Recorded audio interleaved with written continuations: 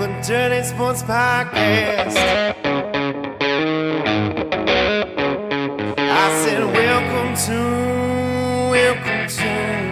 the Dirty Sports Podcast with Andy Ruther and Joe Prano. Welcome to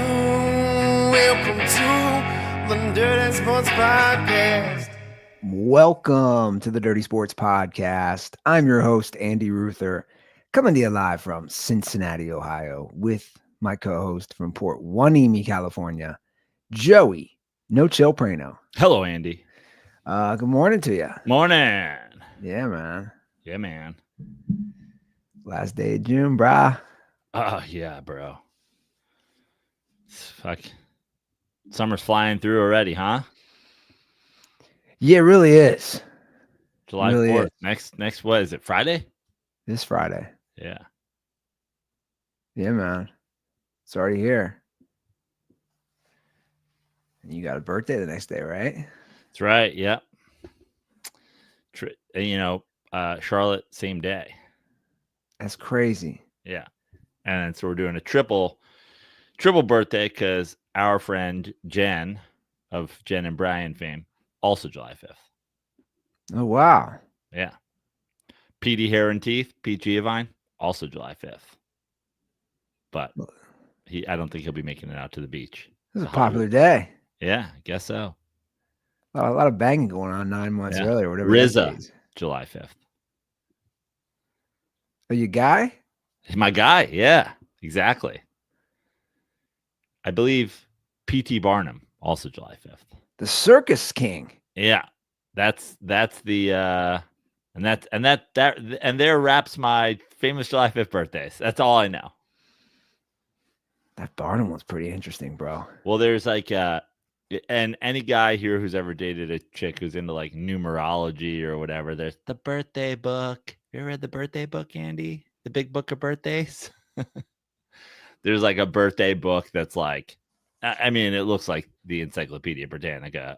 And like every chick I know who's like numbers, astrology, whatever, is like, let's look up your birthday in the birthday book. And then like every day has a day, the day of the blah, blah, blah, the day of the blah, blah. And July 5th, I guess because of P.T. Barnum, the day of the showman. And I was like, that's weird because I'm not an especially extroverted person. Like, obviously I do stand up, but I think I would be considered more introverted than extroverted, like naturally. And July 5th is a Cancer. Cancers tend to be more introverted. So I feel like they just pick one person and they're like, it could be the day of the bong bong because of RZA, or it could be the day of the showman because of P.T. Barnum. Well, I think the Barnum is the interesting one there, right? Yeah. Like how like was he the first circus dude? I don't think so, but I don't know. Bro, the circus was wild. Because you think about circuses have been going on for a long time, but I think he was the first major circus guy. I think he's, I remember going to that Barnum and Bailey circus as a kid. Yeah, it was a big thing every year when I would come to town. It was in, Madison Square Garden. That was like very famous thing. They bring the elephants on foot through the Midtown Tunnel. And there you go. I always used to think it was crazy. The guy going on the motorcycle in the circle, in the cage. In the globe, yeah. I was always like, let's just do some mix and match. Like, what if he was in there with a tiger? I don't remember. That's right, tigers. I don't even remember how long those shows lasted. I feel like they're like 2-hour shows. They were like 2-hour shows. Yeah. I mean, you got lions and tigers. Clowns. Yeah, you got motorcycle shit. You got trapeze acts. Yeah, elephants. Yeah. Yeah, it was a thing. They come into Madison Square. That's hilarious. Oh yeah, huge deal. Those poor animals, man. God knows what those things were treated like. I'm sure terribly. I mean, Every single chance one of those gets to attack their trainer, they take it. Yeah, So. as they should. Fucking, I mean, they're like, they want to be here. It's like, then why you got to whip in a chair? Well, I remember they even ventured off into like, I remember now that it's like all coming back to me, the guy sticking his head in like an alligator's mouth. Yeah. Like they went into the reptile world as well. Well, that would have been great to see an alligator just fucking eat some dude. Yeah. I mean, probably not at 7, but my age it'd be great to see.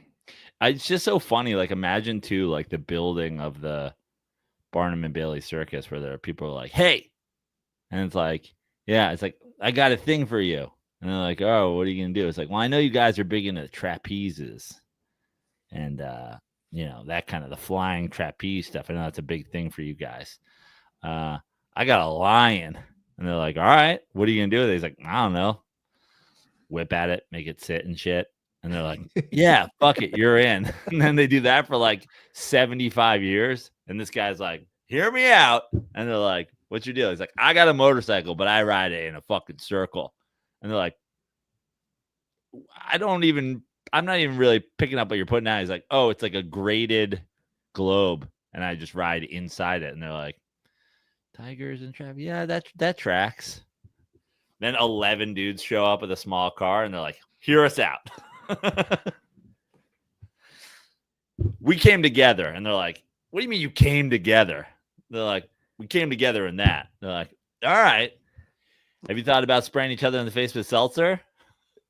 Now, remind me, was there like an MC who was hosting all this? Yeah, the ringleader.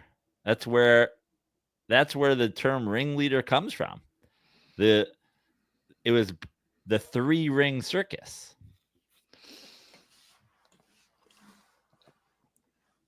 I'm gonna have to go on YouTube later, watch some video footage of this shit. Bring me back when they used to come to the old Riverfront Coliseum. Summer, no football, no baseball, hot circus talk. No, well, it is interesting. I do find all that stuff interesting. Yeah. I find interesting stuff that's like never gonna happen again. Yeah. Like that's fascinating to me. The circus happens though, right? Nothing like that. They shut down the circus? Oh yeah, dude. Barnum and Bailey doesn't exist anymore. Really? No way.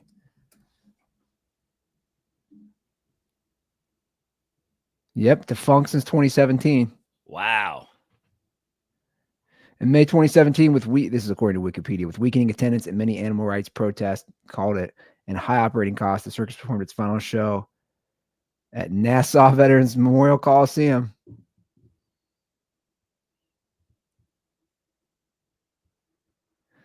In September 2023, after a 6-year hiatus, it relaunched an animal-free circus for a show in somewhere in Louisiana. It did not include clowns or ringmasters. Then what were they doing? No animals, no Just clowns. A motorcycle in the cage. What's that? Just a motorcycle in the cage.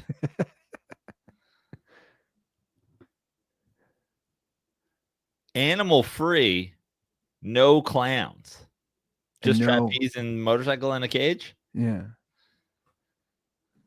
I mean, it's crazy. I'm looking at a picture with Muhammad Ali with clowns at a performance in 1980. I mean, I guess you didn't realize how big this thing was. I realized how big. I remember it was like the thing that came to town when you go to Madison Square Garden. It's like the first reason I went to Madison Square Garden. I went to Madison Square Garden for the circus before I went for the fucking Knicks.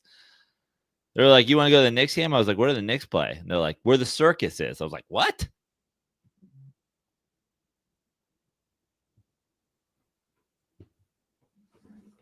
Oh yeah, they're messed up. In 2004, Ringling Brothers and Barnum Bailey were investigated following the death of a lion who died from heat and lack of water while the circus train was traveling through the Mojave Desert. Dear God. Spray him with the seltzer bottle. What were those clowns doing? Oh man. Whoa, Racketeer? Wait, what's? Oh, there's some things going on here. They're a little. This sounds like a little document. All the more reason that the birthday book should officially change July 5th to the day of the bong bong. I mean, there's a documentary here for sure. This one's for you, Prano. No, why does it always do that? Hold on a second. I gotta remove this. There we go. Oh, look at all of them. Jesus. How many motorcyclists are in there right there? It looks like at least 5. Some motorcyclist flew off the bridge here in the Ohio River the other day. Wow. He dead. They're He's like, dead? we still can't find him. Apparently he rear-ended somebody on the bridge, like one of those like crossing the river in Kentucky, Ohio, and like people watch him like fly into the Ohio River. Yeah, he dead. You're not making that. He wouldn't have made it in the circus, I'll tell you that much. So before we start the show, I said we really got to jump into this Malik Beasley thing with gambling, this investigation. And you're like, I didn't even know about it. Yeah. Which is wild because we're saying it's like the NBA and like all the leagues are so in bed with gambling. It's like not even making major news, which is crazy if you think about it. Well, again, like you and I talked, and I'm sure people are going to be like, oh, it's not making major news. Like I heard it on this and this and this. And it's like my point before the show started about it not making major news is like, it certainly wasn't splashed across. Like you told me people are already pulling clips that are a little sus. And I was like, okay, so I go to ESPN and I was like, did this just I was like, is ESPN not reporting it yet? And you're like, no, this is from yesterday. And I was like, yesterday? So it's already off ESPN's front page? Seems like a pretty big story to already be off ESPN's front page. So then I go to the NBA page and it's the 6th story down. I didn't get like a Apple News alert about it. I didn't get an ESPN News alert about it. I didn't get an athletic alert about it. I'm not on Twitter that much these days, but it didn't come across. I am on TikTok. I am on Instagram. I am on Threads. It didn't get plastered to those things where I saw conversations happening about it. Obviously, Twitter is probably still, there's still sports Twitter that probably is the foremost place for sports fans to talk, but I'm not on there anymore. And that seems crazy to me. You're like, this is all the discussion on Twitter and people are already pulling clips. And I'm like, that's a little weird, right? I mean, it's not weird because we know why it's happening, but like you're saying, it not being splashed in my face yesterday at any point as a sports fan that follows a lot of sports things and the algorithm is tuned into sports feels very NBA protecting killing the gambling story the best it can. Well, for sure. ESPN putting it the 6th. I went to the ESPN NBA page and, the story above it is about Ace Bailey commenting on the Jazz. And I'm like, okay, this is a story about a quote at this point, and it's above state investigation about NBA gambling. Seems a little suspect. Well, it is. I mean, they have the money, obviously, and ESPN has billions of dollars invested in a league. They're not going to plaster it all over, but the U.S. Attorney's Office in Eastern New York, in the District of Eastern New York, has opened a federal investigation into Malik Beasley related to gambling. His lawyer had confirmed as of yesterday he is a person of interest. No formal allegations have been made or files charged. Of course, his lawyer is saying, he didn't do anything. The county, the district is not commenting. Nobody's commenting. The Pistons, the NBA, everybody's like, oh, we are cooperating, the NBA said. Okay, cool. But here's the thing. You got to watch some of these clips. Now, instantly clips were popping up. So from like the last few years, now he was kind of on like a redeem contract this year where his career was at, and obviously his career isn't really taking off, but he had averaged 16 points for the Pistons. He had the most threes in the team. I think I read he had the most 3-pointers in a season in Pistons team history. That tracks. Right? Yeah. That does track in the modern league. Yeah. But now you got these clips, right? So here's one that looks like there's no crowd. I'm assuming this is either 2020 or 2021. And according to the Post, it said this is when he plays for Minnesota.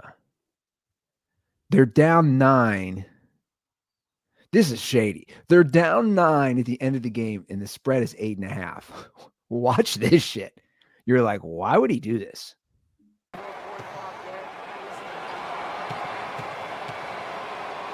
Watch this. They're down 8. I'm wrong. They're down 8, and it's a 7.5 spread. Look, 5 seconds left in the game. Watch this shit. Take it out of bounds. Beasley's going to get it off. One last shot. I mean, Prano, he goes the entire floor. They're down 8 with 5 seconds to go. They take the ball out of bounds. I feel like what's so crazy is I feel like him being a person of interest in an investigation about NBA gambling could very well stem from a play just like this. I agree. Just like this, some guy out there tuned into the spread, loses the bet, or just even a guy, maybe it's not even a guy who's got money on it, but just somebody like if I was watching that game as a Knicks fan, if that was my team, because who else is, like you're at the end of games, you're like, who cares? Meaningless, whatever game, what were they playing? The Rockets or whatever. And then, like a, mid-season game, nothing. I'd be like, huh, that's weird. And then if anything came across where somebody, you catch a tweet about it. You catch a tweet, some guy going, well, Malik Beasley making a fucking random coast-to-coast dunk at the end of the game just cost me my parlay. I'd be like, huh, it's interesting. It could be a play just like that. It's so the only explanation. Because you see this, the only other time you see this is like guy shoves his teammate out of the way to grab his 10th rebound for a last-second triple-double or whatever. But in a game like that, you go, why would you do that? Why? That's my thing. And then what's crazy is in a situation like that, all that does is then it plants a seed, and then you go, do I have to watch if I watch 12 other games of this guy, am I going to see some shit? And then if you do, it unravels really quickly, I feel like. Yeah. And again, I actually think it only builds the case worse for him, against him. The fact that this was like 4 or 5 years ago, because you go. Yeah. Now you have at least, like, if you start there. It's like a precedent. You go. If you start there and you just look at every game since then. Yeah. You go, why is he going coast to coast running down 8 with 5 seconds? Yeah. When the rest of his team isn't running and the other team's going like. Yeah, going, what are you doing? What the fuck is going on here? And like you said, this wasn't to get to 50 points. This wasn't to achieve some sort of goal. You just went coast to coast? If I was watching that game live and I was concerned, like if it wasn't just me casually, because those are two teams I don't care about in the middle of the season. But again, if it was like a Knicks game and I was watching that team live, I would do the math. I would be like, was that for 30? Was that for a triple-double? No, What was that for? Yeah, I don't know if you heard the announcer. He goes, well, he finishes with 21. Yeah. You're like, cool, 21 points. This wasn't, some sort of bar he had to achieve to get a contract. Right. Some sort of bonus. That's the shit that happens. You see that stuff toward the end of seasons. You 100%. See that, yeah. You see it all the time, especially in the NFL. Like, oh, they're going to throw him the ball so he makes an extra $500,000. Yeah. Or why is he out? And it's like, oh, they're pulling him because they don't want him to get hurt because why they just bench Russell Wilson? They're like, oh, his injury incentive kicks in. They need to make sure he doesn't get hurt. All that shit. But like people are in tune to that now. And I feel like back in the day, you wouldn't be in tune to it as much, but nowadays people are. And if there's not an obvious reason for it, I really feel like this could have happened because somebody noticed one play like that and then goes, all right, well, just keep my eye on this guy for 25 games. Yeah, so then here's another one. I believe this is this year. We'll pull up. This is the defense. You're just going, I don't know. Maybe we see the score here. I don't know the context of this game. Okay, so they're down 7. Yeah. This is not this year. When would he have played? Let's see here. I'm just trying to see if I can find out when this is. This would have been last year. Look at this one. They're down 7, or they're up 7, fourth quarter. He's highlighted here on the right. Watch this. Let's rewind it.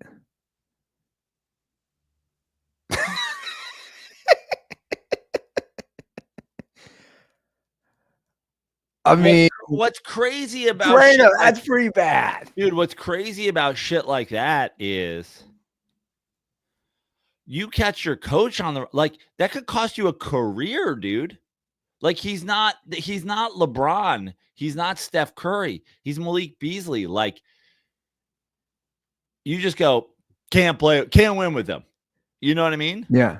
Like what's your excuse in film room for like, why did your controller freeze? That's what I'm saying. Like you literally became frozen into the hardwood.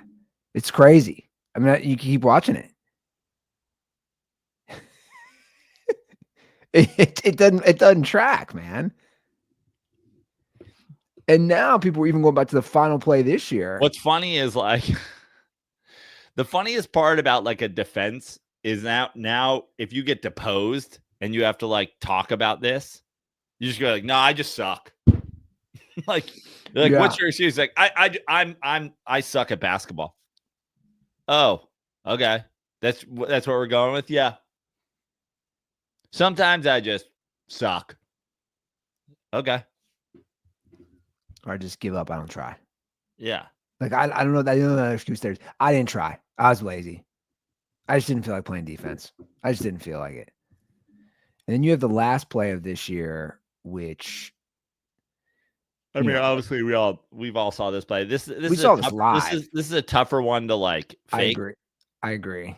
I'm only gonna put like 30% of pressure on the ball so it slips through my hands. I'm assuming that's what we're looking at. Yeah, this one's a little tougher. He's open. A lot of us were obviously watching this live. But this was the final play of the Pistons season. Cunningham looking, finds Hardaway. Hardaway back to Cunningham, final seconds. Over to Beasley, he lost it out of bounds with 0.4 of a second remaining. He was open. He was open. Was looking to shoot before he caught it. Knicks inbound to Anunoby, and that's it. It's over. It's over. The Knicks clinch. And Beasley, he lost it out of bounds. I mean, looking, finds Hardaway. Hardaway back to Cunningham, final seconds. Over to Beasley, he lost it out of bounds. Way more like realistic. Yeah, I agree. Way more realistic. It's looking to shoot before he caught the ball. Yeah. A little bit of raptor arms because you're nervous. Like, tough to make a case for that one. It's like, oh, he like spaced perfectly when his guy drifted off him. He spaced perfectly into a wide open three. He drops it on purpose. Like, harder to do. But again, I agree. But with all this other stuff, sure, everybody's looking. He's got a microscope on him. Yeah. And if he, these are just 3 clips. Who knows what's out there? There might be a shit ton more. Well, that's what I said to you. I go, they already found it. That's how we got into the conversation about this being like pushed down the headline list, because I was like, they already got this, and you're like, this came out yesterday. I was like, it did? I mean, I went to we celebrated Laz's birthday party yesterday at Big Dean's. You remember Big Dean's? Yeah. But I was on my phone all day before that, all day after that. Like, didn't see a single headline. Yeah, safe to say, you're done. I mean, look, I just put it in again. It seems like there's more stuff out there. It's just like here's the thing. They're going to get to this real quickly. I don't know if this is accurate. This would be hilarious if it's true. I don't know why it would be fake. Here's a screenshot from somebody as well. I mean, could he be this stupid? He only follows 786 people on Instagram. 2 of them are FanDuel Sports News and FanDuel themselves. I mean, again, that could be a coincidence. Well, listen, we're also now at the point where it's like, I assume all these guys gamble. I am at the point now where, like, I think it would be, I wouldn't even like say, oh, this is a problem. Like, if you told me NBA guys are betting on the NBA or NFL guys are betting on the NFL, I'd be like, what percentage of NFL football players gamble on the NFL in some regard? I'd be like 40%. Like, I'm not shocked at that at all. It's you getting to the point where you're going like, you're throwing basketball games, or you're like, yeah. Look, I don't know if he's guilty. Obviously, we're just playing a couple clips, and there's so much chatter on social media. It's just, this stuff's those gonna happen. first 2 were fucking egregious. They're pretty bad. Yeah. Like, I go back to that first one. Outside of trying to cover the spread, I don't know why any player takes the ball coast to coast down 8 points with 5 seconds left. I mean, how many times we watched the clip? No one on either team was playing. Normally they put the ball in bounds and they dribble it out. Yeah. He was sprinting when he dunked it. There was 0.5 tenths of a second left on the clock. Why is he doing that? I just don't know. Which is a question that someone asked. Yeah. And now he's under investigation by the NBA. He's under investigation by the feds, man. Right. Like,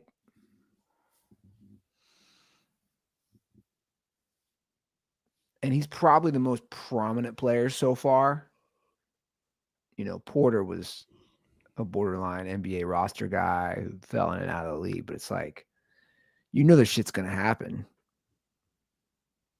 Well, of course, besides Shohei Ohtani. Oh, yeah. Funny how we don't talk about that anymore. No. That thing still doesn't add up. That's because his interpreter is living on Alcatraz now. So he's like, I did it all the bets were on mine. I also killed many people. Yeah, that one doesn't add up at all. Crazy. I killed JFK. They're like, Jesus, why are you admitting all this stuff? I know what John Bonet Ramsey is. I'm like, this is making us think that Ohtani is guilty. No, don't talk about Shohei.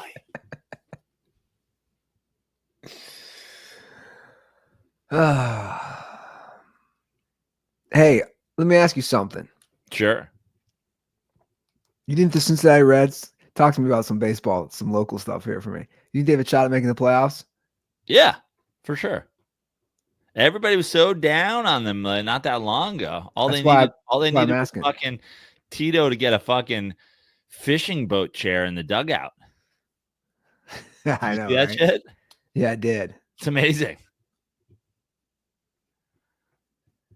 Well, the thing is, they have some young, especially some young arms. Yeah, I don't think that they listen. I don't think that they will make the playoffs, but I think that they could make the playoffs. Yeah.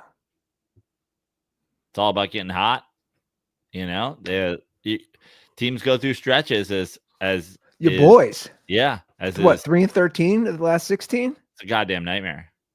And literally, just when like they went through a disastrous stretch, and then they won I believe they won the final 2 games of the Braves series to split the 4-game series. And then you're like, okay, now we go to Pittsburgh to play the Pirates.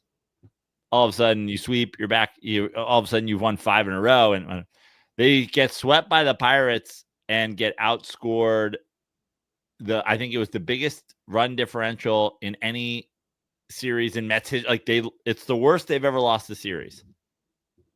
Was it 30-5? Yeah, something crazy like that. Yeah, I saw it. It's a very streaky sport. Yeah. And listen, the Mets have a bunch of injuries, some pitching. Like Clay Holmes has already thrown more innings than he's thrown in his whole in one season, his whole career, because we turned him back into a starter. He was great. Now they're like, oh, we have to dial him back. And you're like, oh, okay, well, do we not plan for that? You know, guys coming back from injury, guys getting injured, you know, injuries hurt, but then also, and no one thought the Mets were going to be like, no one thought these guys were just going to be like aces, but then, you know, the whole year. But now you're at the point where it's like, all right, well, some moves have to be made. And your team, it's eating money time, which they did perfectly and strategically a couple years ago in getting rid of the guys when they needed to like eat some money to acquire prospects. Now you got to eat some money to acquire talent. Listen, Jacob deGrom getting traded back to the Mets and pitching a playoff game is going to hit like crack cocaine, and I'm here for it. Is that one of the talk? I mean, that is, yeah. I mean, it is talk. I don't know how realistic it is because, you know, does a team sort of admit? And I don't think that's really admitting that they were wrong, but I think that I think teams are hesitant to do that, you know. But I also think Cohen doesn't give a shit, and I think Stearns is maybe smarter than that. I don't know, but if it were to happen, it would hit like fucking freebasing. But also, I think some roster moves need to be made at this point. But again, like you said, it's a streaky sport. Like I talked about to start the season, I was like, Juan Soto not being good and the Mets being the best team in the National League is the greatest thing that ever happened to me. People are like, oh, fucking Cope. And I'm like, I promise a kid who has been Ted Williams since he came up at 19 didn't forget how to play baseball. He's going to turn it around. And if he turns it around and we're in first place when it happens, great. Of course, literally, that's exactly what happens. But only Juan Soto is hitting now, and that is a goddamn nightmare.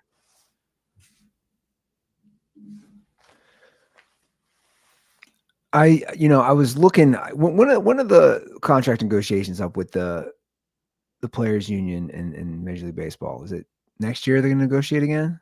I don't know. You hate to hear that because maybe I misread that. I was reading some things about what Manfred's plan was, and it just seems like another just fucking debacle. Is Oakland still selling out in Sacramento? I'm sure they're not. Well, first of all, they sold out all their tickets to start the year. Okay. So there's no not them selling out. Gotcha. Now I don't know how attendance is and what there was a time early in the season where their prices were the most expensive in baseball because obviously supply and demand and they have so few seats. I'm sure that has drastically dropped. I'm sure they're not the most expensive in all of baseball. I assume that they're still putting a good amount of people in those seats as compared to their capacity because it's a pretty small fucking ballpark. But they've broken ground on stadium in Vegas. I'm fucking here for it. And we've talked about it plenty on this show, but like I know there are devout Oakland baseball fans, and I know everybody hates the owner, and I'm not here defending billionaires or anything like that, but also Sacramento's filling this small stadium. Vegas is building a small stadium. There's going to be more people in Vegas than there was ever in Oakland, unless it was a fucking playoff game, which is, again, I'm not here to defend billionaires, but I'm also not here to defend fan bases that are like willy-nilly on supporting their team that is basically in the playoff hunt every year for fucking the better part of 2.5 decades. This is I'm actually looking right now where it's going to be. I know exactly where it's going to be, yeah. It's going to be right basically on the strip, man. Yeah. The south end of the strip. That's crazy. Then there's going to be a stadium there. Mm-hmm. Especially with all the room they have. That will be cool. That'll be real cool, to be honest. Until somebody gets popped for gambling. Well, that's what, to double back to the first thing. It's like, that was the concern forever. We can't have a team in Vegas because of this. And it's like, yeah, well, I can bet on FanDuel anywhere except for California. It is crazy that hockey broke that mold of all sports for Las Vegas, which you're right. They always said, oh, you can't have it there because of gambling. And just once they got the hockey team, shit, they're gonna get a basketball team too. Well, that's going to be the first. That's going to be the first big post LeBron retirement announcement. I think next year's his last year. I saw. So the Lakers didn't extend, right? So he got 1 year. He picked up his option, which, by the way, for like $52 million. Kill yourself, Laker fans! Fucking kill yourselves! I've never seen. I used to fucking not really give a shit. I just, ever since the whole him signing him, and remember the fucking murals and the whatever. Like, we now have Lakers fans have turned into some of the worst, dude. I mean, the complaining about LeBron James should take less money. I didn't even see that. Take less money to help build a roster. Yeah, what did Kobe do at the end? Yeah, what did Kobe do? They were so bad those last few years of Kobe. They were awful. They were like 25 game exhibition games where Kobe shooting 60 fucking shots. A joke. And the whole conversation, every single one of those fucking loser Laker fans uses Kobe as like their talking point when they criticize LeBron. It's like, why weren't you criticizing the single most selfish basketball player maybe we've ever seen in history, not giving money back, hobbling around, never came back from the fucking Achilles, should have just fucking retired, but no, like, killer instinct, gonna come back and drive the team into the ground for a couple years, put on a couple exhibition games so people can come out here and have one last picture of me that they can turn into Marilyn Monroe wearing a bandana like Tupac t-shirt. Yeah. No, I know, man. He's just, in the eyes of Laker fans, he's just untouchable. Oh my God. I said 25. Dear God. His last 2 seasons, he played 35 games. They went 10-25 in those games. And then the next year, he played 66 games. They went 13-53.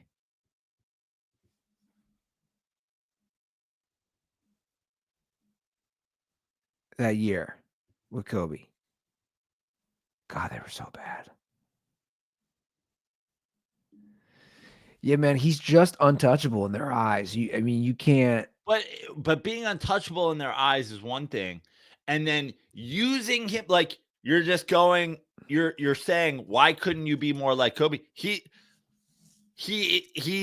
doing exactly what Kobe did. He's just playing out the contract that his team gave him. He did not ask to get extended for another year. He didn't ask to get whatever. Like, what's he supposed to do? Like, decline his option and then sign with you for less? That is really what you were thinking? Decline his option and sign with you for less?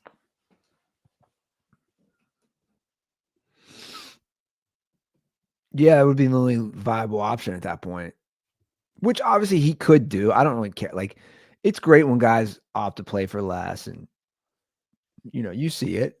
You see it more, I think, in football. But yeah, that's a stupid argument. He's a billionaire. What does he need the money for? What do any of them need the money for? But they've never, like you said, they've never embraced him. They've never embraced LeBron. It's so weird. It's bizarre. They've just never embraced him, Lakers fans. Because right up until he signed there, they were trying to they were rivals. Disparage his name for the sake of Kobe. And meanwhile, here's what could have happened the whole fucking time. The whole fucking time, non-delusional Lakers fans could have just been like, there's no rivalry. Kobe's maybe a top 15 player of all time. LeBron's a top 2 player of all time. That's it. Yeah. That's it. These people that think Kobe Bryant is in LeBron James's class are fucking delusional weirdos. You're delusional weirdos. There's no argument for it. We have argued 1,000 times on this show, Michael versus LeBron versus whatever. That's a conversation. There's no argument for it. You're just a delusional, dick riding Kobe slurper who doesn't know anything about basketball. The end. And now you're out here. LeBron James is going into his 20 whatever fucking season. He got you a championship. He broke the all-time scoring record on your fucking team. You think the Lakers are like getting Luka to come play here without LeBron, who they only were able to do because they had Anthony Davis, who wanted to come play with LeBron, who won you a championship? The shitting on LeBron James thing is insane. But also, more importantly, it's all because of Kobe Bryant, who factually is not in his class, never was, never will be. He could literally come back from the dead, rape and die again. He's still not in LeBron James' class. Yeah. Again, I just think he's the guy for them. It's just Laker fans they're going to go down with that. It's the same way nobody's ever sided with Shaq in LA when the marriage broke up from the three-peat. Nobody sees it. But again, I mean, Kobe very, very much followed the same career arc as far as the marketing and the whole machine that Michael Jordan had.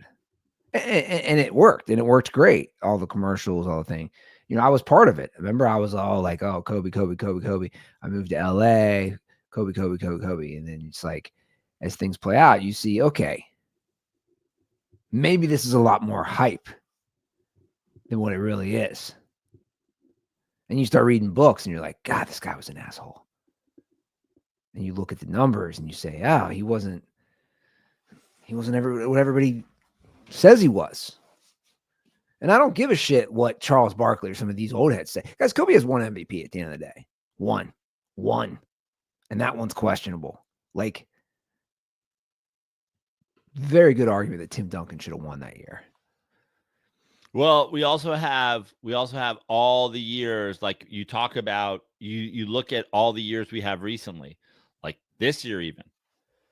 You could argue statistically and value-wise, Jokic was better. But why did they give it to SGA? Because his team was the 1 seed? Yeah. His team had the best record in basketball? And yet Kobe's winning fucking his lone MVP on 8th place teams? No, I think he won that the year that they made it to the finals and lost to the Celtics. Okay. But it actually helps your argument. It's similar to like he's never got one. The Lakers, I believe, were the 1 seed that year when they got Pau Gasol. Do you know what I'm saying? Like that almost helps your argument. It's actually saying he's like the SGA. Like he scored a lot of points. He's the best player of the team, without a doubt. But he's never gotten one. He's always been in the talk. He's been the leading scorer in the NBA the last few years. Let's throw him a bone. And let's give it to him this year.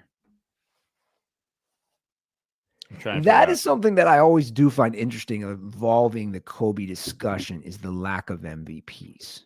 Well, and sorry. So yeah, I just looked it up and you're right. And then the argument, right? The argument that they always make is for the Steve Nash. Yes. When he was finishing 8th. Correct. And losing to Steve Nash. Correct. And averaging like 35 a game. Yeah. Correct. But the young kids, you and I know, we lived through it. They don't know. They don't know those teams. They don't know those 2005, 2006 Laker teams that were just trash. They don't know how big a dick he was to all those guys. Now, he didn't have the best roster. I'm not arguing he did, but like those Lakers teams were not improved by him. And it's just insane. Like, I just don't understand to get away from Kobe and get it back on like the LeBron hate and whatever is like, what moves are the Lakers making right now? Like what do you guys think makes the idea? First of all, it's just unreasonable to say, "Oh, just fucking sign here for $20 million and then we'll have $30 million to spend." So it's like what you really want is LeBron James to stay, but you want him to be do some charity for your team and play for free. Because you're not saying, and I've seen some people, the Lakers just need to move on from LeBron. Cool. What is this team without? So you have Luka and a bunch of money to spend. You have Luka at $50 more million to spend. You ain't shit. This roster ain't shit with Luka and $50 million in cap room. Yeah. Your chance, if there's any, until you figure out what the next play is, and that's not going to happen this year. That can happen over time. Is Luka and LeBron? That's your play for right now. Well, they know it. LeBron knows it, and he didn't extend. No, that's what I'm saying. Now you can start your fucking planning. They know. They know it. Pick up his goddamn option. They know. They know the future is Luka. They know it, and this is probably his last year, I assume. I don't know why it wouldn't be. And I don't think anybody really feels the Lakers have a shot at winning the title. It's probably his last year. And that's fine. He's finishing up a contract, the extension or whatever, the exercise in the final year. And honestly, if LeBron James was going to fucking do charity, you think he's doing it for you guys? I love that you want to like deface his mural and say he was never a real Laker and say he'll never be Kobe. And then also be like, can you play for us for free so we could maybe win we can maybe win our 18th championship? Could you please? Yeah. I'm sorry I said all that stuff about you. I'm sorry I called you la bitch. The bum. I'll suck your dick, la bitch. Yeah. Will you play for us for charity? If LeBron James was going to do a 1-year, $10 million contract, you know where he's doing it? In Cleveland. Exactly. So is it LeBron James last year? I don't know. It's definitely his last year with the fucking Lakers.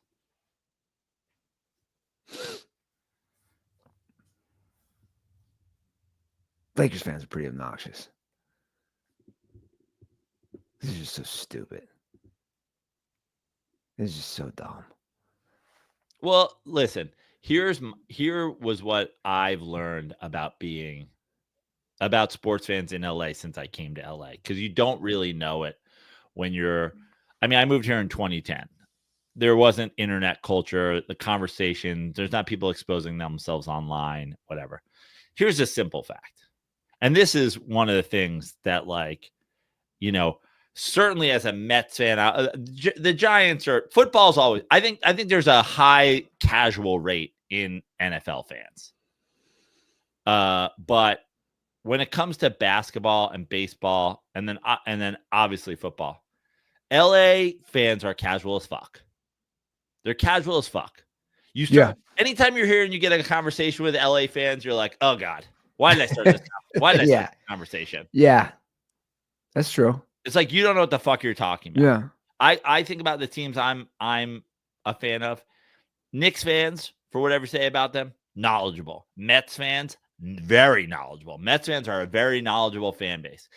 My Giants fans, I just think there's a way higher percentage of casuals. Anytime I talk football with somebody, I'm like, ugh. I get it. You watch all the games because there's 17 a year that you have to watch, but ugh. It's hard for me to have football conversations with the majority of people because I'm just like, everybody's a casual football fan. Everybody watches the Super Bowl. Everybody watches their fucking team's 17 games. So it's like, I watch all the games. I know what I'm talking about. I'm like, do you? But a lot of times when you talk baseball and you talk basketball, people, you're like, all right. Like, to me, if somebody engages me in NBA conversation, I generally think, oh, they're already somebody that's not, I don't watch the NBA anymore because their shorts aren't short enough and they don't play defense. I'm like, okay, so you're a fan. Yeah, I'm a fan. And then you start talking to them. I give them the benefit of the doubt. If I'm talking to an LA fan, literally an LA fan of any sport, I just automatically assume you're gonna mention Killer Instinct in the first 3 seconds, and I'm gonna be like Magic Johnson, get AIDS.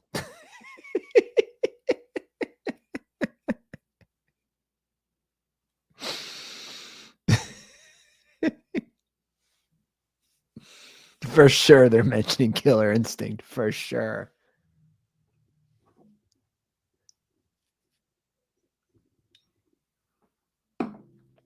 That's hilarious.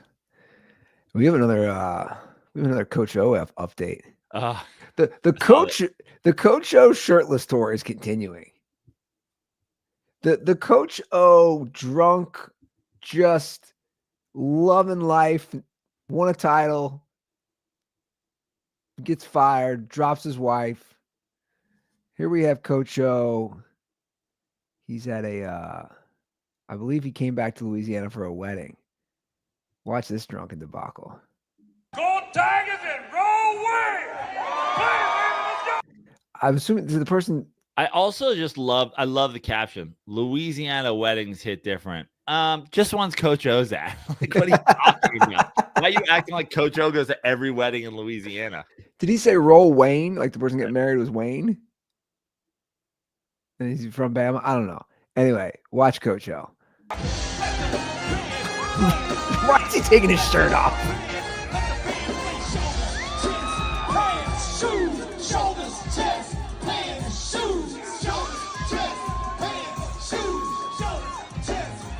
Dude, he looks like Tan Mom. He's so fucking tan. He looks like Tan Mom. Also, like, dude, if you're suddenly gonna be shirtless guy, if you're suddenly like everywhere I go, I'm gonna be shirtless. He's turning into Bert Kreischer. Yeah. Fucking Coach O. Coach O is the Bert Kreischer of football. He's Bert Kreischer 2.0. I ever tell you the story about the time I got involved with the Russian mob?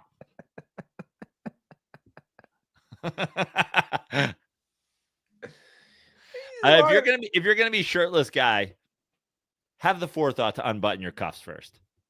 I love that he's just handcuffed into a fucking Brooks Brothers shirt now, or a fucking Costco button down, because he was like, I'm gonna take off my goddamn shirt, and then it didn't uncuff his buttons, unbutton his cuffs. Oh my God.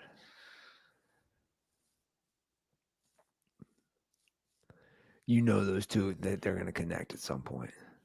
Bert Kreischer and I'm calling it. You guys mark it down. There's going to be a video sometime in the next year, if there's not one already, of Coach O and Bert Kreischer taking their shirt off together. chest bumping. Maybe when Bert's in Louisiana doing a show. Yeah. Coach O comes out the stage. Either that or Bert Kreischer has Coach O on like a do not allow in the stadium list because he doesn't want anybody doing his jokes.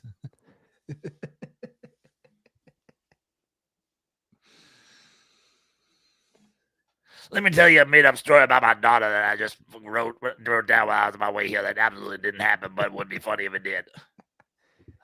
Okay, dude, I'd much rather see Coach O do stand up. Yeah. 100%. Has Coach O just thought about making up completely fictional stories about his family? I don't even think he has to. I mean, he's picking up girls at gas stations. Yeah. Like, I want to hear, how does this go down? Wait, is Crusher known for fictional stories? Like, well, no, not, I'm not saying fictional about his family or just in general. I know in general he's got the knock. I listen, I haven't watched a ton of Burt, like it doesn't speak I've to watched me. none of it. But every time I watch it, it's like, did this happen? Yeah. Which honestly, listen, I love Dave Chappelle, but my if I have one beef, if I have a thing that I think keeps Chappelle like The baby.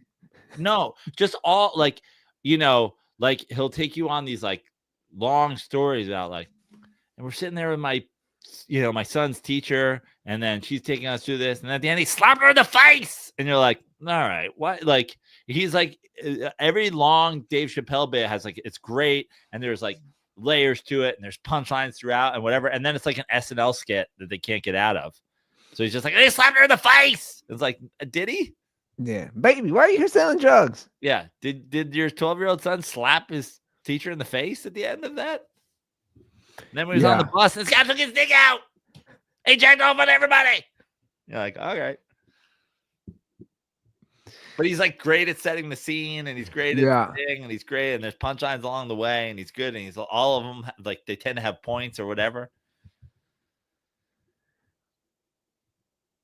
We've been sharing a lot. We keep sharing the Chappelle Show, me and my buddies, just clips. It's just like it never ends, especially around the Diddy thing. My buddy now has a theory. My buddies have concocted a theory that I was raped by Diddy. That's what really happened, that I had a brain injury. Well, speaking of Chappelle Show and Diddy and etc., let's get a little plug in. Tomorrow's episode of the More Stories podcast features Donnell Rawlings, who talks about going to a Diddy party with Dave Chappelle in like St. Bart's. How much does he tell? He tells a lot, but spoiler, not spoiler, like essentially nothing happens. He's like, it's real family friendly. But he's hilarious about it. He's like, where's the baby oil? Where's the bitches? Like, where's the room full of fucking kids and suck dicks and whatever? He was like, this was like Diddy and his kids, and Dave brought his kids, and this person's here with their kids. And he's like, I'm trying to get this freak off on. Interesting. I'll have to check that out. So nothing. Does he say what year that was? He might. Because I don't know if you saw the latest. Now his son's being sued. Diddy's? Yeah, a woman claimed basically he met, I think his son Justin. He met some girl on Snapchat, I don't know, 4 or 5, 6 years ago. And it's the same thing. Like he flew her out. There was like, basically they said they held her hostage. And according to her, again, who knows? When there's so many of these, like, I don't know what's true, what isn't true. All I know is you read the thing and she was saying that basically they held her against her will and raped her. And it was like a father-son rape. And you're just like, this is like evil. Like a father-son raping. And like literally like kept her on drugs the whole time and just like then kicked her. You're just like, I'm not saying this definitely happened, but I'm also, kind of like. I love that real actual stories about people accusing Diddy end the same way that like a fake Chappelle joke will end. But like, then we were on Diddy's private jet, and then 2 people raped me. And then I was held hostage and raped. It is true. You're like, whoa, that got aggressive at the end there. That is true. He's gonna get off, by the way.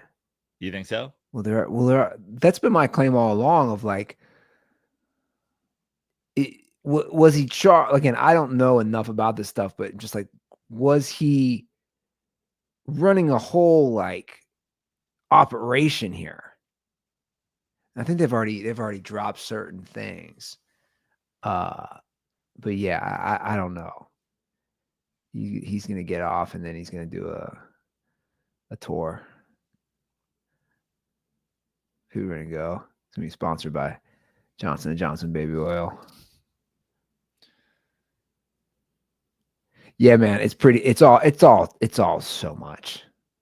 It's all insane. You can't even keep up with it. I can't hear a Diddy song now. That'll never change the rest of my life. You just think like I had a song on my workout mix and it crept in and Diddy had a verse in it. I was like, oh, well, it's so funny because now we're at like, we're planning our wedding and the wedding playlist. We're the DJ has literally no leeway. We're planning every single second of every single song or whatever.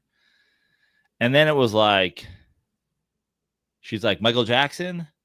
And then I'm like, well, if Michael Jackson's on, then Ignition Remix is on.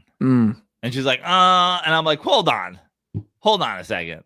Where are we drawing the line here? And then, dude, it's going to be a lot of my friends that I grew up with. Like, I graduated high school in 1997. Yeah. I was like, more money, more problems. Like, if we're having a hip hop dance party, and then she's like, no Diddy.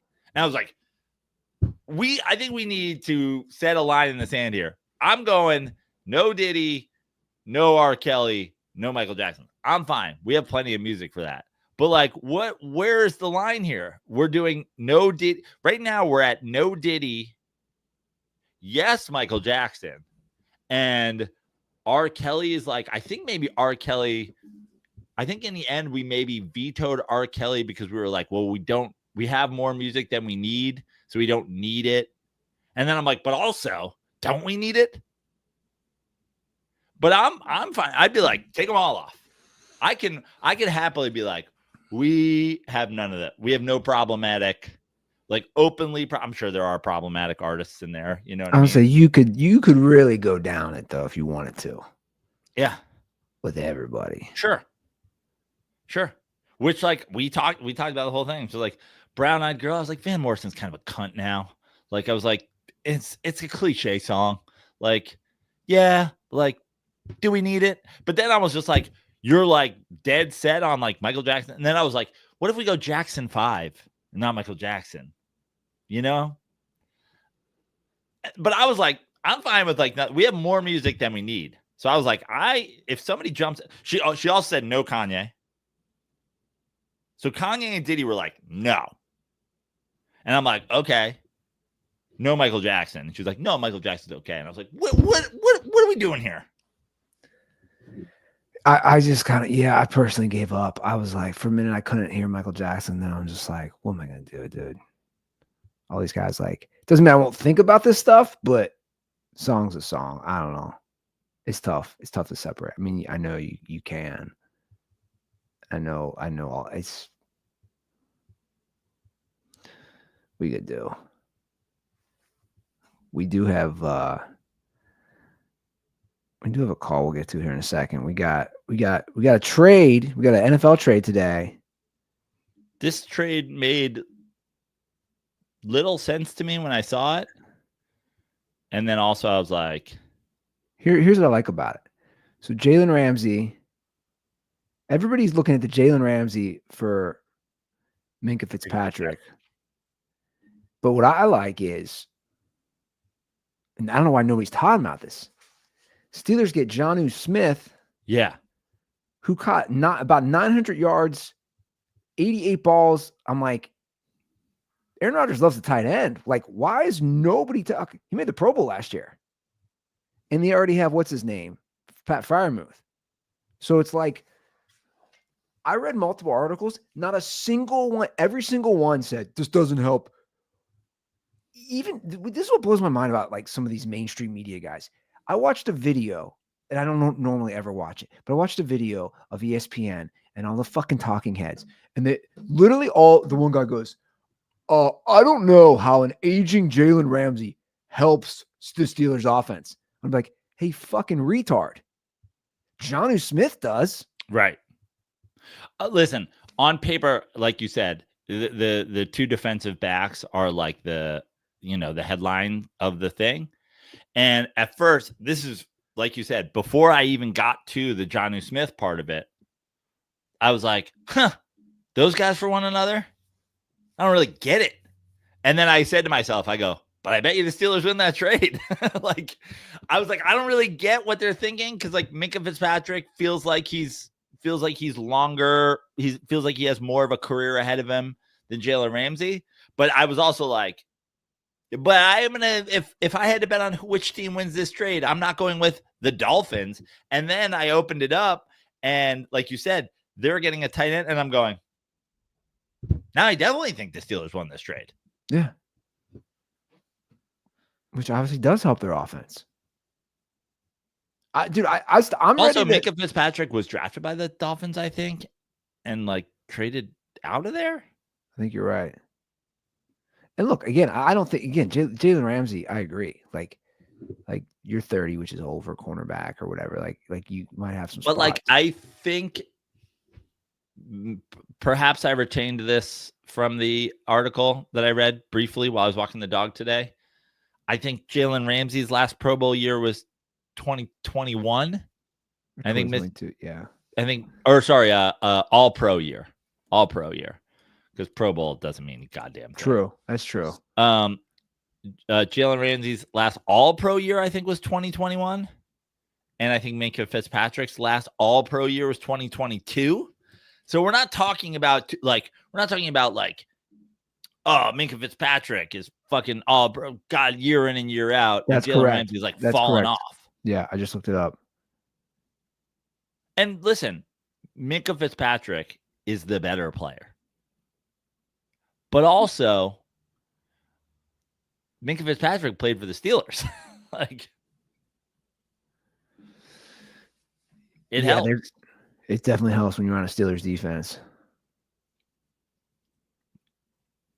I think, again, as far as like another weapon for him, I'm like, I look at it this way. I say, okay, you have two good tight ends now. You have Metcalf. After that, I think the receivers are probably pretty trash. But it's like, you're going to probably have a running game, and you're going to probably have a top 10 defense. I'm not saying the Steelers are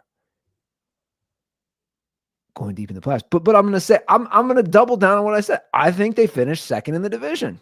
Sorry, Justin. Sorry, Bengals fans. Now, did I again? We all have our things we go to out of hate. Did I have to go to the Bengals fans Reddit page to see? It's all just shit talking, and I'm like, you guys are so dumb. Oh, Jalen Ramsey. If you see, it's all highlight. It's what I love is it's highlights from the Super Bowl when he played for the Rams and Chase working him, and it's the same thing. It's the same thing I'm going to say right now is what I would say to every moron. The Bengals are bringing back the same team, the same fucking team. The Steelers are not. The Steelers have actually improved, and the Steelers did better than you last year. That's all I'm saying. Like, it doesn't mean that the Bengals aren't going to have, like, the Bengals, I could be wrong. There's a good chance I'm wrong. I don't think I'm going to be wrong, though. Like that division obviously is tough as nails. Just kind of like the two Norths are like tough divisions now. We actually have a call. I mean, listen, the Steelers situation is going to be totally and entirely based on how Aaron Rodgers plays. 100%. And so I'm not invested in this at all. And I don't hate you saying that the Steelers are going to finish second in the division. I don't hate anybody saying anybody but the Browns finish first, second, or third in this division, because that's the way that division has played out. Like, I'm not going to go Ravens are winning the division, but I'm also not confident in picking the Steelers over anybody because Aaron Rodgers may just be done. Yeah. But it's not crazy to go, I think the Steelers are going to finish better than the Bengals. No. But, and again, like let's base it off. I know things are not always year to year, but it's like I see how things played out last year. I know these teams' rosters for the most part. Now the Watt thing is a giant wild card. TJ Watt thing, because obviously he's in the middle of like a holdout right now. We will call about another North team, the Vikings from the NFC. So I still don't really understand this call. I'm gonna play it, Okay. but not sure what you're calling about, dude. Not really sure here. So let's flash the old hotline again. 859-832-0478. What's my guy calling about here? What's up, Ruther and Prano? It's a little deep dive call into the Vikings owning the London games. We're 4-0 in the series of games there. By the way, this is Minnesota Dirtball Jake, listener since 2021. But I will say this year we play in London against, who is it again? London against the Steelers and Dublin against the Browns. In Dublin, I think that's easy. The Vikings win this shit all the way. Also, condoms are for motherfuckers that record their call in a toilet. This is old school shout out. What's up, Ruther? What the fuck was that call? Cool, All right. man. All right, cool. Well, I think you're right. Big gulps, huh? I think you're big old school. I think you're probably right. I think you probably beat the Browns in Dublin. Steelers game will be tougher. Steelers game will be tougher, but I think there's a chance, I think if you pencil yourself in for a W, which is hard to do in the NFL, but if you pencil yourself in for a W against the Browns in Dublin, and to be equally fair, let's put it at a coin flip. Let's just say a coin flip that you beat the Steelers in London. I think there's a 50-50 shot that you come out of this season 6-0 in Europe. Okay. This is a great comment. Chat GPT, create a stereotypical dirty sports phone call message.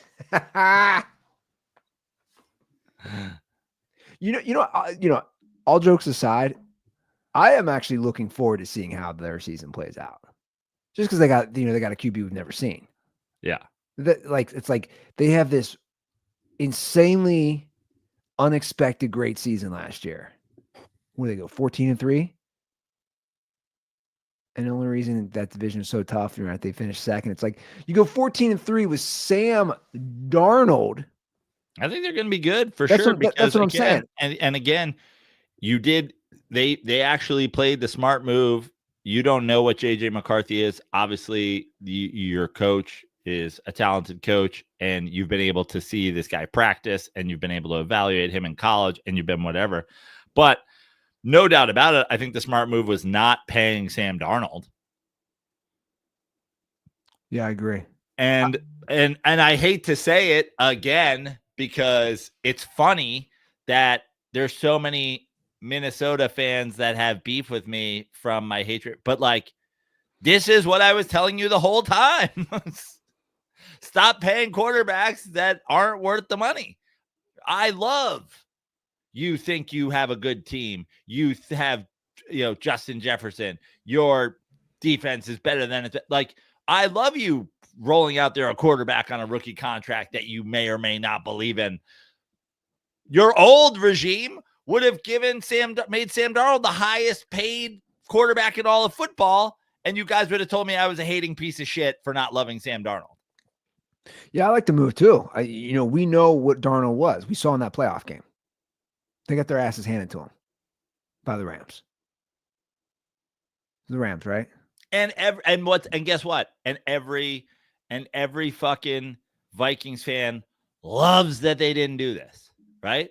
Everybody said, well, that's what Sam Darnold was. Meanwhile, you had 5 years of Kirk Cousins doing that, and you were like, you're fucking hater. He's a Hall of Famer. Fuck you. He's going to win the MVP this year. He just beat the fucking Bills on a miracle catch and a miracle fumble. Fuck you. And it's like, guys, what is happening with the Vikings right now is exactly what I told you the Vikings should do. And yeah, and you know what? You might be 6-0 in Europe after the season. So, hot damn. Celebrate with some fish and chips. My brother just got back from Ireland with his family. Which brother? My brother Brad. They went there for spring break. Spring break in Ireland. Yeah, I'm kind of scratching my head, to be honest. Uh, He liked so, it. He liked it. Ireland's great. I love Ireland. Now her whole side of the family's, Irish. So I think that was the thing, the one with her parents. But like, Have you seen the SNL clip of like people in an Irish pub talking about their like heritage? no, it's probably funny though. I can see where you're going with this. I don't know. My thing is like, Oh, he's Irish. I didn't realize it was that small of a country, Very small. and that's like mostly just country. Yeah. If you want a funny book, this is a random funny book out there. If anybody's wanting a really random funny book, it's an old book. It came out probably in, I don't know, early 2000s, called Round Ireland with a Fridge. This guy made a drunken bet that he could take a refrigerator around the entire country of Ireland. And then like he wakes up the next day and like does it and gets a mini fridge and travels the entire outer border of Ireland with a mini fridge. What do you mean? Like he's traveling with the fridge?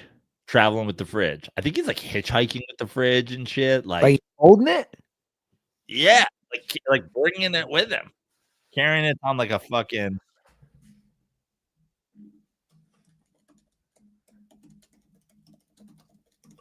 I'll put this in here.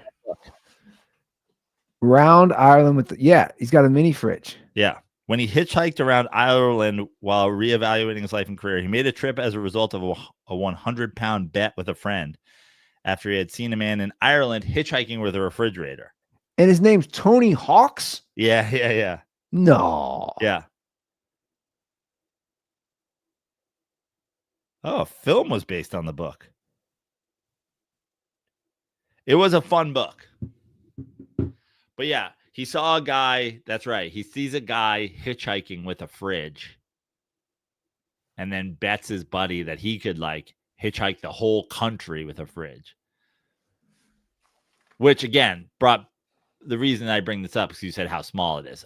Unreasonable to go around America with a fridge, but around Ireland with a fridge was reasonable. And he did it for 100 pounds, but also he wrote a book about it. I think the dirtball who called about the Vikings, you need to make up for that call and go around Ireland with a fridge. Yeah. While wearing a Viking horns. Round Minnesota with a fridge. Yeah. In the winter, that'd be impossible. He wrote a follow-up book, which I ended up reading, which is really funny too. Again, then you're getting a little Bert Kreischer where you can't, you're just like running ideas back. He did round England with an air fryer. No, but he did. His other book was called. It was actually pretty funny too. Playing the Moldovans at tennis. He had made another bet where he was like, they were watching like a Moldovan soccer game, and he like casually goes, "I bet you I can beat this entire team in tennis." I don't know how to think of it. Then he tracks down every member of the Moldovan national soccer team and plays them each in a game of tennis. Not as good. Fascinating. Yeah, Round Ireland with a Fridge. Fun book. All right. Look, we got from a call. This is thanks to Jake. I think he left the call. You leave a call and now we're here. That's how it started. Here's where we're at. Yeah. You guys can call too. You can leave us weird calls like that. 859-832-0478. Yeah. There we go. Yeah. You guys know where to follow us. Hell yeah. I'm at Joe Prano on all social media. Follow me there. Yeah. I'm at Andy Ruther, and shout out to everybody sending me updates on teachers they know who are banging students, which has become a huge theme on the Andy Ruther show. Love that. No, but like it's like guys, I literally delve into it almost every episode now. It's no lie. It's become an epidemic. The fact that I know somebody, the fact that my high school head teacher banged a student, and I got a shout out to Dirtball Ian last night who DM'd me. He's like, dude, this just happened in my high school. I'm like, this would never happen when you and I grew up, Joe. That we know all these people. Yeah. I think it's a two-part thing, but both of the internet. Stories like this spread quicker. So that's been my question. That. But then also the DM, Snapchat, whatever, like back in the day, you had to just like come on to a fucking kid and then like, whatever. And now it's like she sent him nudes for weeks and then took him into the art closet. 100%. Yeah. But I also want to know, I would love at some point to get a psychologist and be like, is this like part of porn culture? I mean, I'm not even joking. Like, is this part of like every porno's like the mom gets the guy and the stepsister? It's like, is this part of it? Is this actually it is? What? I think it is, right? Like, it's got to have an effect, right? Oh yeah, I think on both sides, right? The chicks like the fucking I did a joke about it for a while where I was just like, I don't watch porn because my parents stayed together, and I don't have like, I never will go on and go like, hey, I'm really thinking about fucking my stepmom, or my stepsister, or my fucking stepbrother. Everything's fucking weird incest.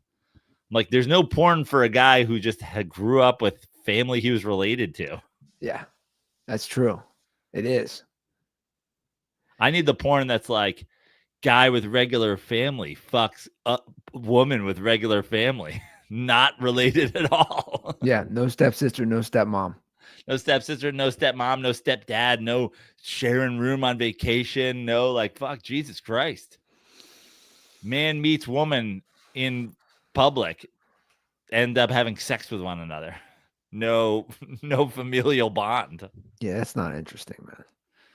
Nobody cares about that. The only porn, like I've never been a big porn, but I'm just like, how many stepsisters are fucking getting caught in dryers? What's going on here? What did I miss? A lot, apparently. What did I miss? There's a lot, apparently. Like take a break from porn. I come back and it's just all step siblings caught inside appliances, and you're like, what the fuck happened to porn? It's been a theme for a minute now. Yeah, it's been lasting. It's had a lot of staying power, that's for sure. There's got to be a Coach O themed one with a stepdaughter out there. That's his next move. OnlyFans. Yeah. Coach, oh my god! I mean, Coach, oh my god! Imagine if Coach O and Bert Kreischer did an OnlyFans video together. I just can we just I just want to create a character where Coach O and Bert Kreischer become one act. Let me tell you about the time. Let me tell you this story about my stepdaughter did today. I came home and my stepdaughter Gracie said to me,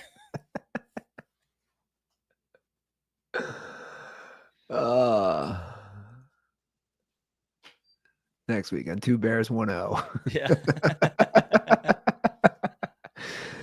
Next episode, the new podcast, Two Bears, One Tiger. I'm a tiger. I'm here representing the Tigers. The new episode, the new podcast of Dan Quinn, Bert Kreischer, and Coach O. Lions and Tigers and Bears, oh my. My daughter. All right, let's get out of here. Thanks for listening. Thanks for watching. We'll see you guys. I'm saying we can maybe do it Thursday. Oh, okay. Yeah, I was just about to ask you. We'll move it up to Thursday for July 4th. Because I got the kids will be here Friday, and then not trying to do that with these animals. We could do we'll talk about it, but I think maybe I could even maybe swing a night if we wanted. Yeah, if you want, maybe a Thursday Eve pod. Ooh, bust out some Miller Lights and some 5 milligrams. Pre-Saturday, a little preseason Saturday.